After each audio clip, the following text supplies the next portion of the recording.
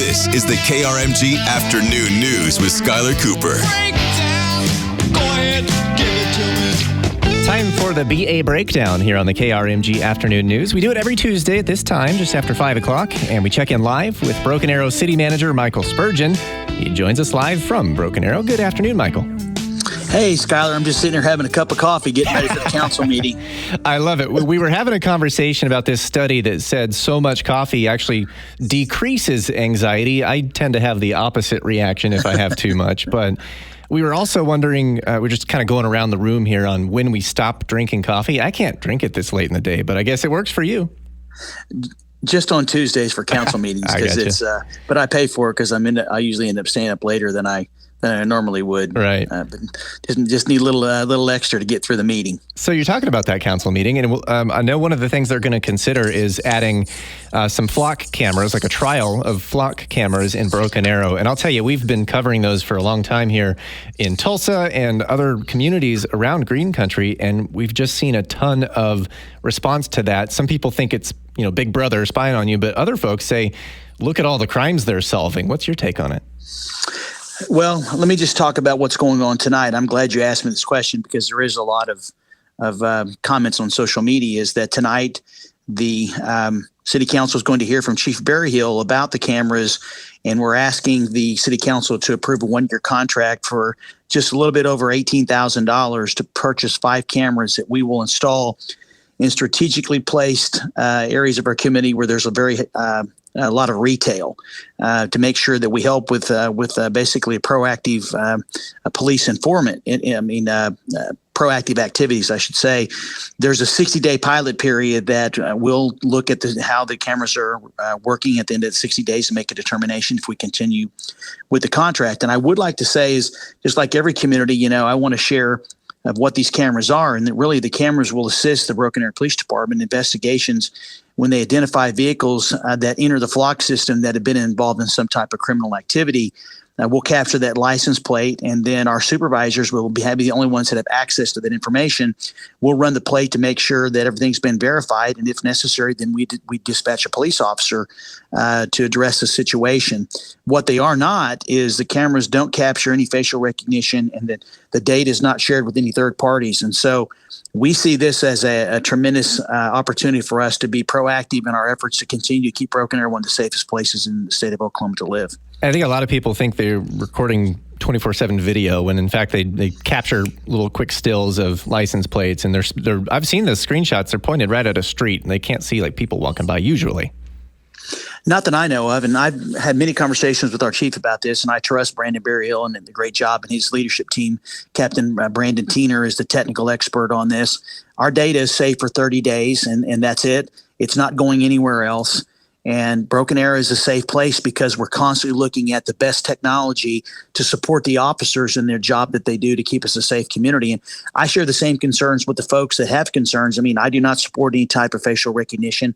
I know the council members do not either. And so I think we're all saying the same thing.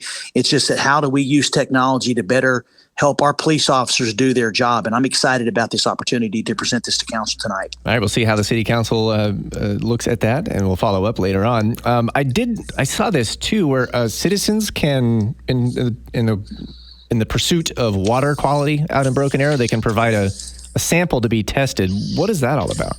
Oh, this is really, really cool. Let me just tell you how amazing Broken Arrow is. All suppliers of water, drinkable water, including municipalities, are required by the EPA to test its drinking water for lead annually. Our 10 years of results are on our website, so you can see that we're well below what the limits are. For some reason, we were having a little bit of difficulty having folks agree to participate in the testing, and so we put out some information on social media, and we had over 500 people reach out and said they'd be willing to participate in the study to get us that information. And so we're going to be working with a number of those folks to get just a couple of dozen tests that we need that we can submit to the EPA. So this is just a part of this annual process that we have to do testing on our drinking water to make sure that the lead that is in the water is well below what is allowed or the maximum, by rules and regulations. right, so folks reach out if they're interested in that. We have, as we've been doing for the last few weeks, we have some listener questions for you. All right. I've got a couple of open mics. I have some text messages. Before we get there, I wanted to ask you, it's been 2 weeks since we talked about that Broken Arrow police officer and the dog situation. Is there an update on that? Do we know what's going on there? Well, I appreciate you giving me an opportunity. First and foremost, I want to make sure everybody has heard. If they hadn't, it's the Widener County Sheriff's Office investigation is complete, and the Sheriff's Department has handed over to the Widener County District Attorney Office their findings. And the first thing I want to say about this is, I understand everybody's concern. I have the same concerns as everyone. Investigations sometimes take longer than people would like.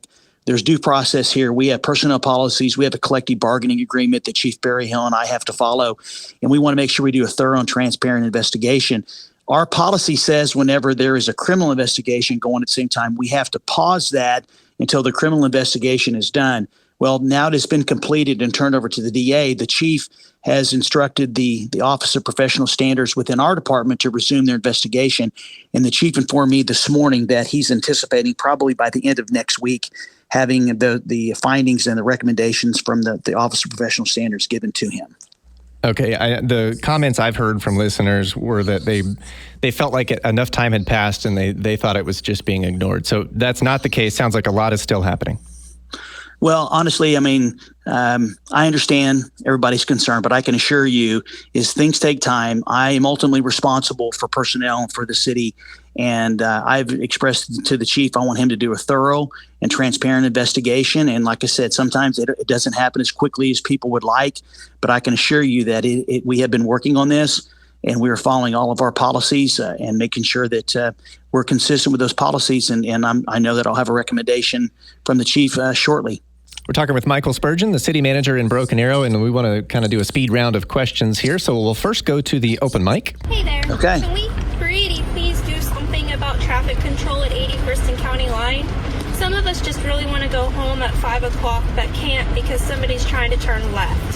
Thank you. We get a lot of traffic questions, so I guess what we'll translate that to is, are there any plans to maybe widen or put a turn lane there at 81st and County Line?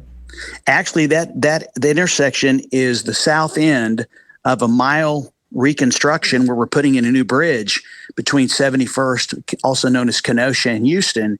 And we had a couple of complaints. Vice Mayor Christy Gillespie actually asked me about this. So we have had a police officer out there periodically, just like we did in New Orleans Square, because folks, the signs are up that you're not supposed to turn left, but people are unfortunately ignoring those signs. And so we've actually written some tickets, and I'll speak to Chief Berryhill this evening and make sure that we increase our presence there, because people need to obey the traffic signs that are up there, because it is a delay right now because of the construction. So I appreciate that question, and I'll take care of it. And we got this one regarding Jackson Park. It has been months since all of the dusk dawn lights in Jackson Park are operating. Thank you. Do you know anything about the lights at Jackson Park?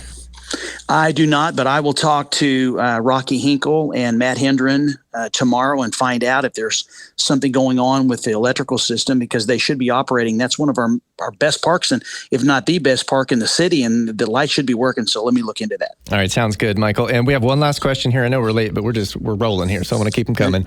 And this comes from a texter. His name is James. He actually lives in Tulsa, but he says he's in Broken Arrow all the time and pretty much every weekend, and he's wondering why some roads.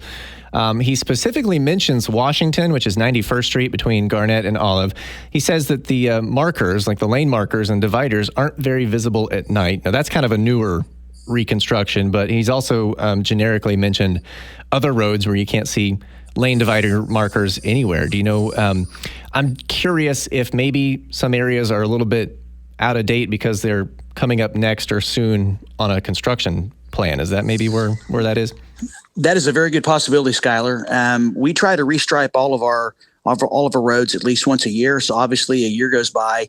We've looked at different techniques, different types of materials to help extend the life, but it is an extremely challenging process. I mean, we have over 1,200 lane miles of road that we maintain by the streets department. I think it's 1,200, and we stripe those aerials at least once a year. And so that may be the case, but that is a newer road, and I need to check with Rocky and find out on Washington between Garnett and Olive if there's something that's going on there, because we want to make sure that everybody can see those lane markers. So I appreciate that question. Let me see what I can find out on that. City Manager Michael Spurgeon out in Broken Arrow on the BA Breakdown. Way out of time because I let us go long today as we just had so much to get to. Michael, thank you. Thank you, Skylar. You have a good week. We look forward to talking to you next week.